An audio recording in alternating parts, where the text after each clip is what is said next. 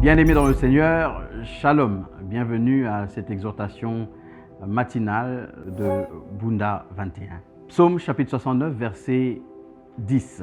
Le zèle de ta maison me dévore, les outrages de ceux qui t'insultent me tombent dessus, tombent sur moi.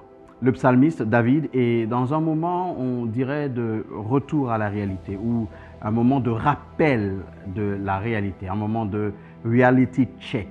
Il est en face de ce qui se passe, en face des circonstances, en face des situations, et il constate que l'amour pour Dieu le conduit à souffrir certaines choses. Et en ce moment-là, il s'exprime dans ce psaume, il s'exprime dans sa prière. Bien-aimé dans le Seigneur, dans ce texte, dans bien d'autres circonstances de la vie de David, dans bien d'autres textes des Écritures, dans la vie de chaque jour, nous pouvons constater que lorsque votre cœur brûle pour la vérité, lorsque votre cœur brûle pour la justice, lorsque votre cœur est enflammé pour l'œuvre de Dieu, lorsque votre cœur porte le désir de vous aligner sur Dieu, sur ses principes, sur ses valeurs, vous connaîtrez des contradictions, vous connaîtrez des difficultés, des souffrances, le rejet, la solitude, que sais-je encore.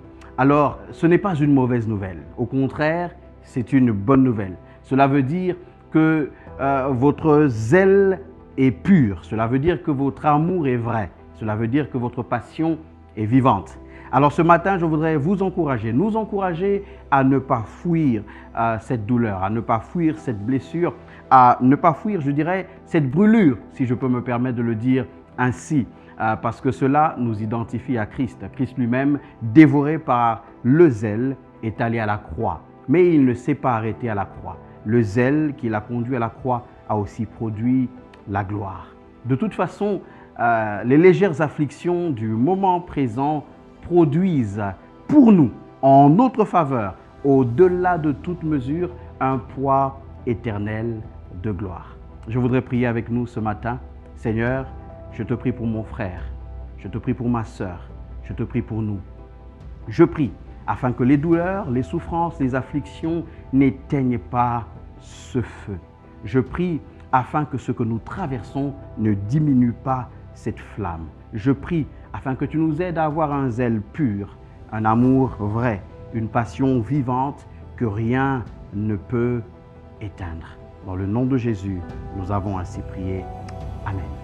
Que Dieu vous bénisse.